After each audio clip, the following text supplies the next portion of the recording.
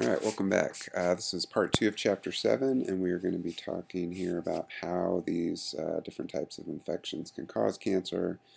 And really, there's going to be three main mechanisms by which various infectious agents could contribute to cancer. The first is really an indirect mechanism. This would be something like HIV or malaria that we discussed that hinders the immune system and is thereby allowing other infections to basically go unchecked. And those secondary infections then are the sort of the quote-unquote true cause of the cancer in that particular case.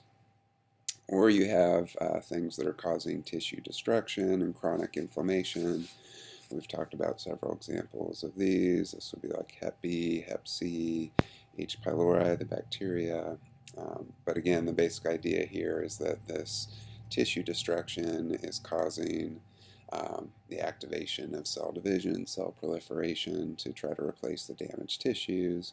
And of course, anything that's increasing cell division may help contribute to the development of cancer. And then lastly, we have things that are directly stimulating cell proliferation, like activating cellular pathways um, to actively increase cell division. And this is the case with quite a few viruses. We'll look at a couple of examples here. So mostly we're going to focus on viruses in the second half of the chapter. So by far they're the biggest threat. Hopefully you got that idea from our earlier discussions. So before we get into mechanism, we need to talk just a little bit about virus life cycles, just in case you're not familiar with that.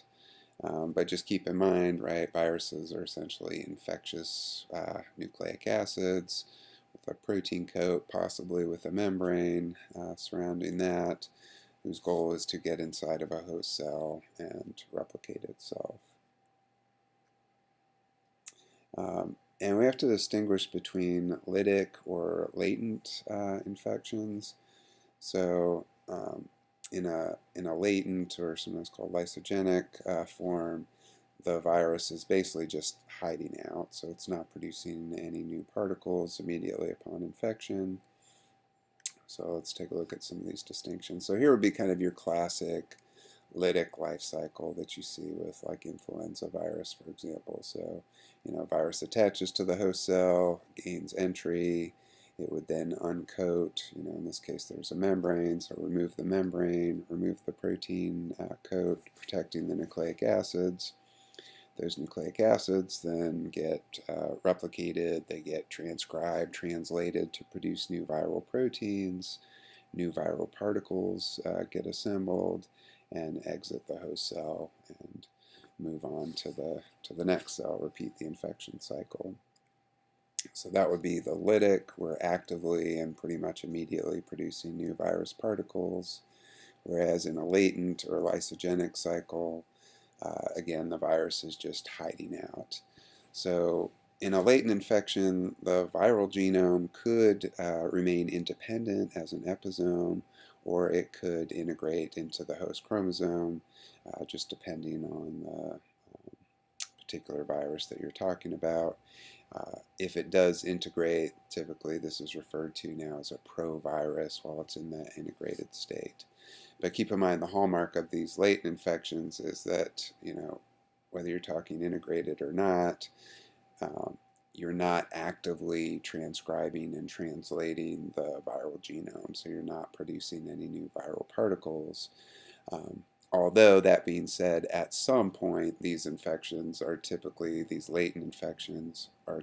going to switch back over to a lytic cycle, where at some point you're going to activate transcription, translation, and it's really then that these viruses would pose a cancer threat. So just in this state, with some exceptions, they're not going to pose a huge concern.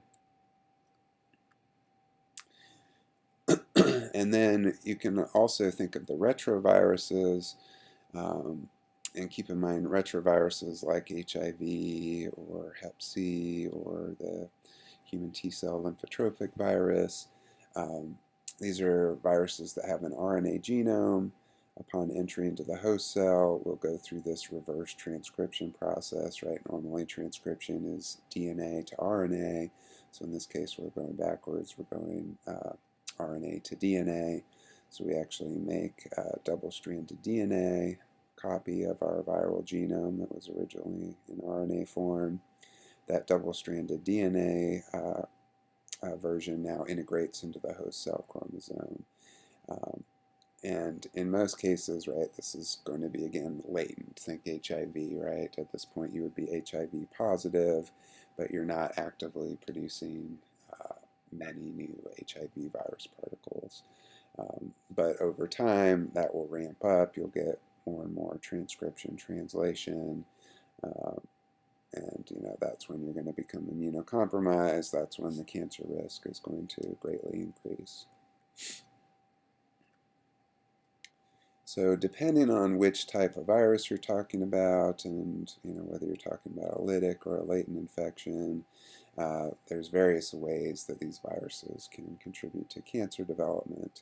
And I want to go back to the very first cancer-causing virus discovered, the Ralph sarcoma virus, which, remember, was shown to cause this sarcoma in chickens. And as researchers studied Ralph sarcoma virus over the years, they discovered that there were various strains, and there were some versions of Ralph sarcoma virus that would cause cancer, one on the top here, versus some that didn't. And once we had the ability to look at viral genomes, we said, okay, well, what's the difference between these two? And it turned out to be quite simple. The cancer-causing strains of Ralph sarcoma virus contained one extra gene, shown here, this V-Sarc, which is a tyrosine kinase. And so we call these cancer-causing genes oncogenes. So this V-Sarc would be an example of an oncogene.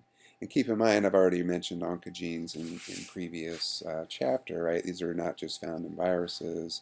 Human genes that promote cell proliferation and can contribute to the cancerous state are also called oncogenes.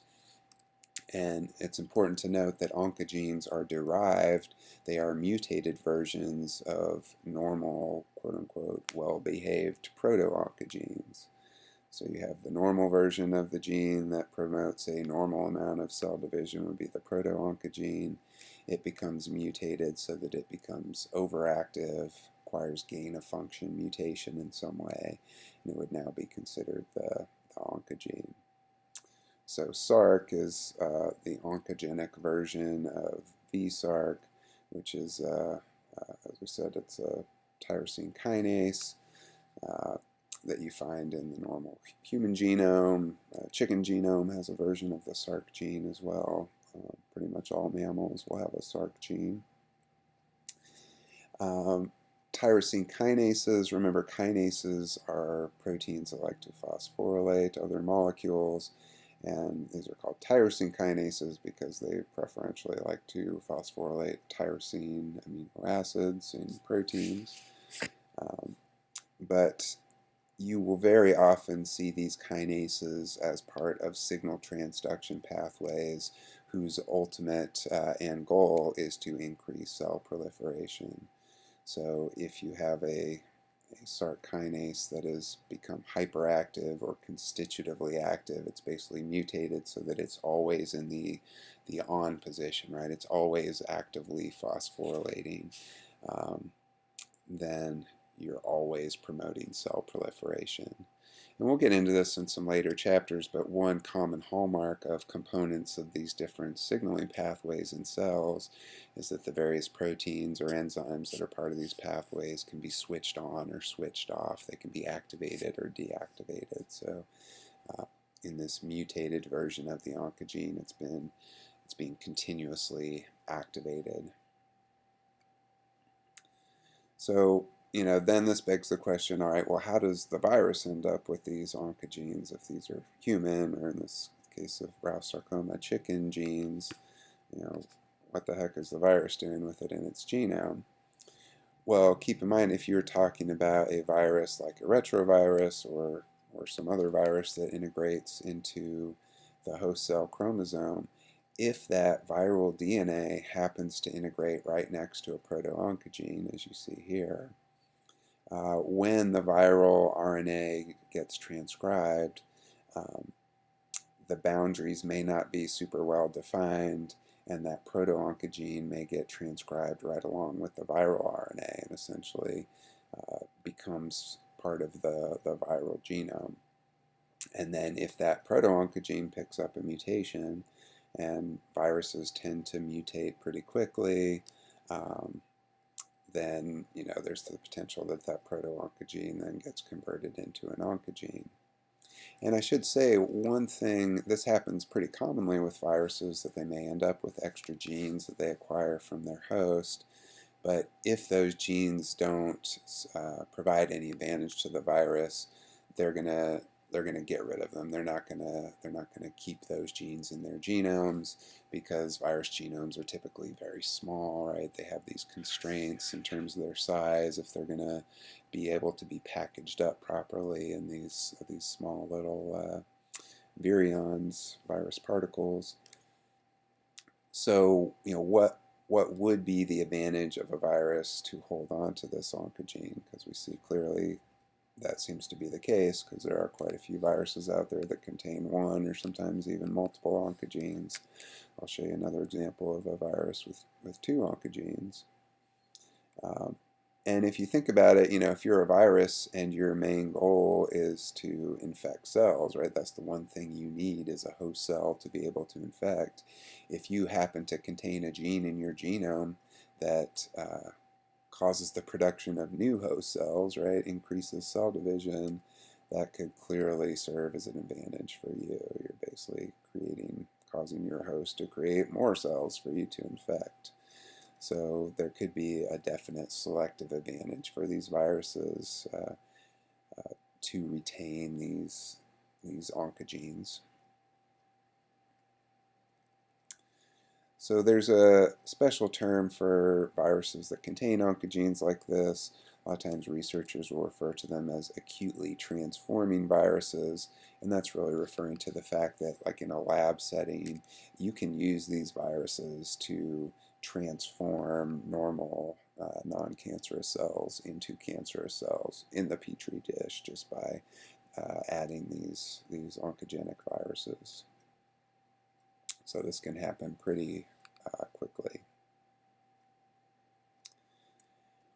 Well, we've seen this pretty long list of viruses that cause cancer, but of course not all of these viruses have oncogenes, and they're still causing cancer. So how could this happen? And we've talked about some of these other mechanisms, inflammation, etc., immunosuppression.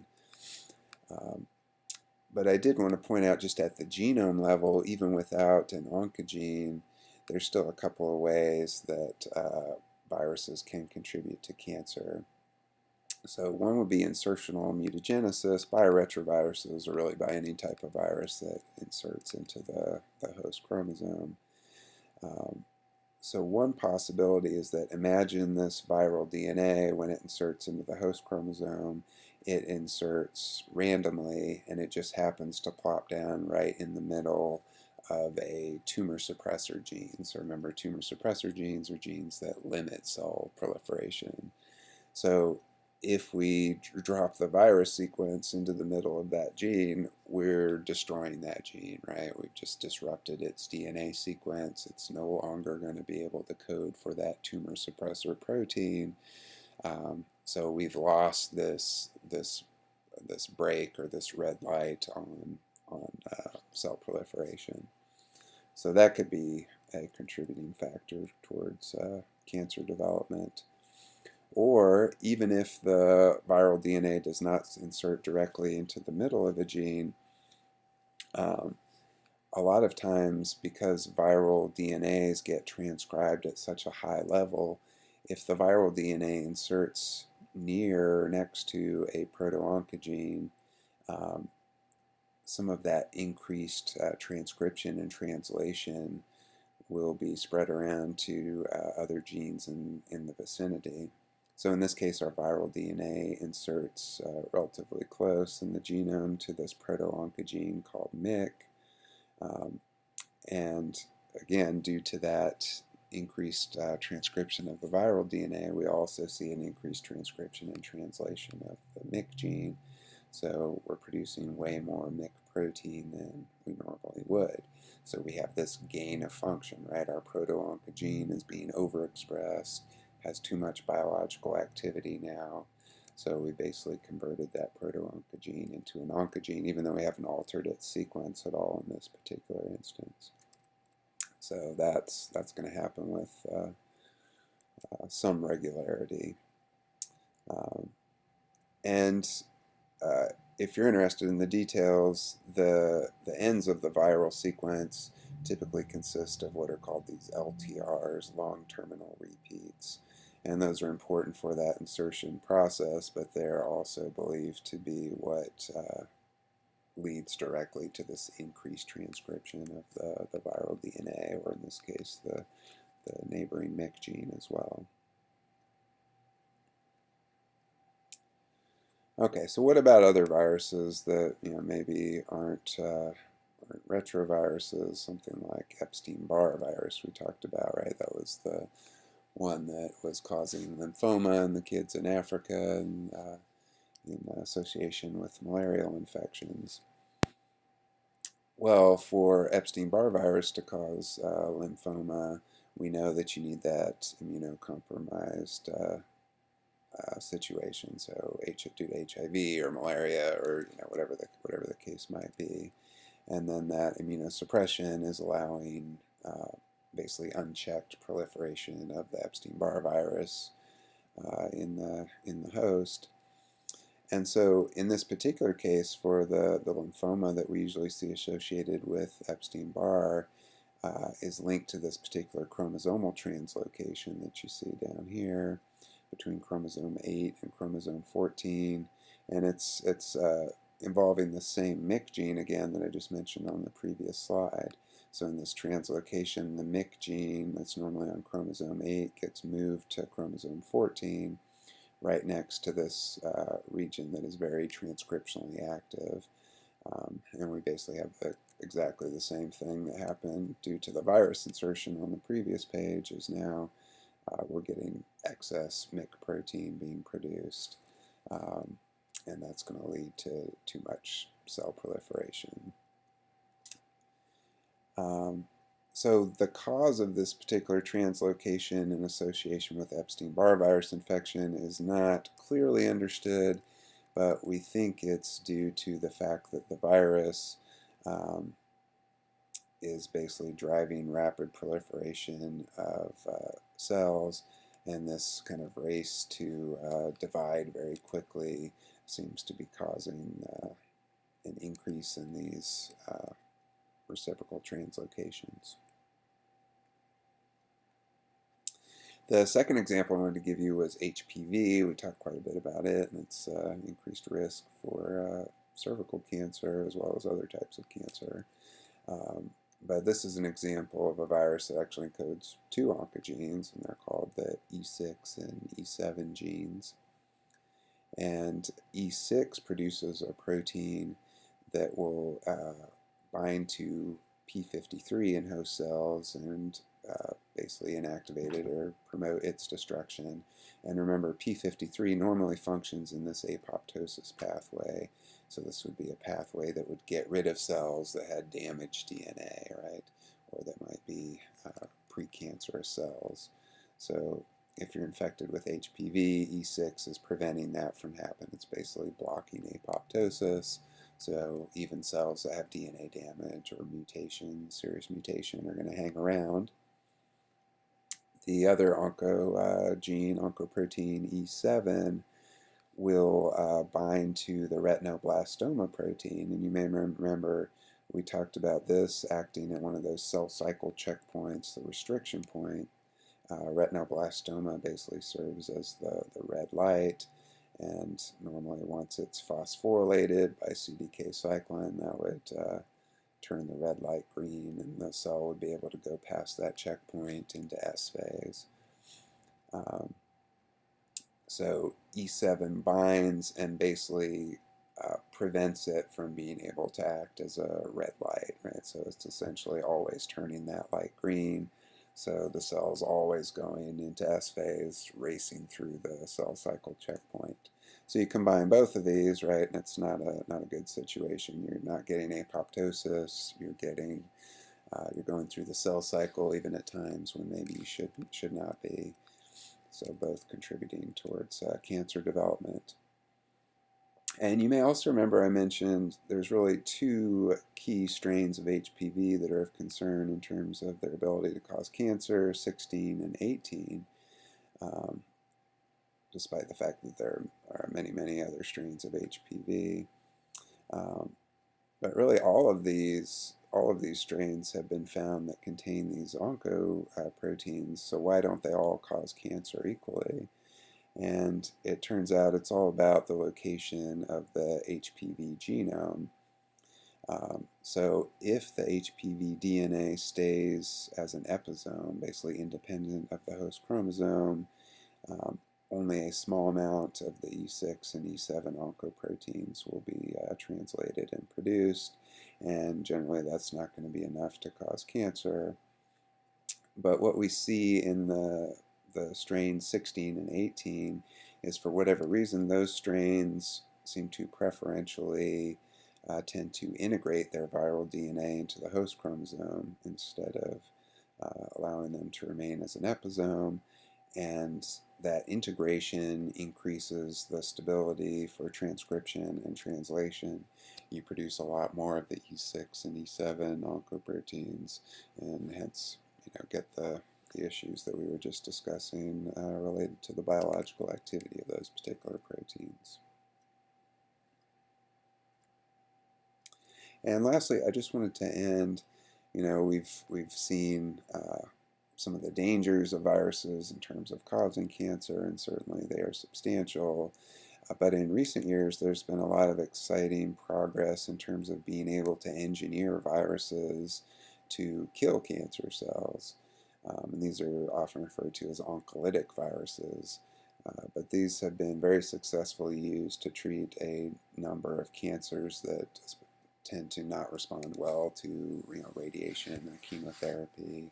Um, I saw a piece not too long ago where they were using oncolytic viruses to treat glioblastoma, a very lethal form of brain cancer. But essentially, the idea here is that you would engineer existing viruses such that they are only going to be able to infect or only going to be able to replicate within cancer cells rather than normal cells. So the virus may infect many, many cells in the body, healthy cells, tumor cells, but it's only going to be able to spread and destroy those cancer cells. So this would definitely be considered an emerging treatment. It's something new, but I think there's a lot of excitement surrounding oncolytic viruses and their potential right now. All right, I will stop there. The next chapter, chapter 8, is all going to be about genetics, heredity, and how that contributes to cancer risk.